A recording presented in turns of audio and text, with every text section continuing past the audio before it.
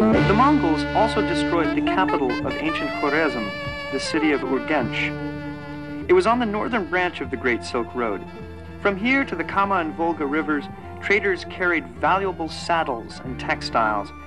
The master craftsmen of Khwarezm were famed throughout the world, particularly for the mausoleum of Tubarak Hanum, a true masterpiece.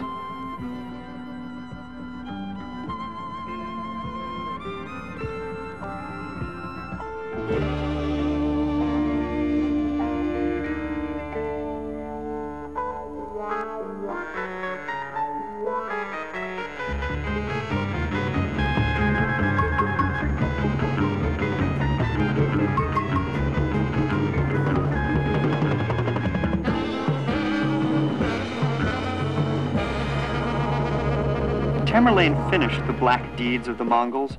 In 1379, he captured the city, massacred its inhabitants, and carried all of its master craftsmen into captivity. And in order to wipe any trace of the town off the face of the earth, the dams on the nearby Amudarya River were destroyed. The river changed course and flowed into the depths of the Karakum. This was an ecological disaster.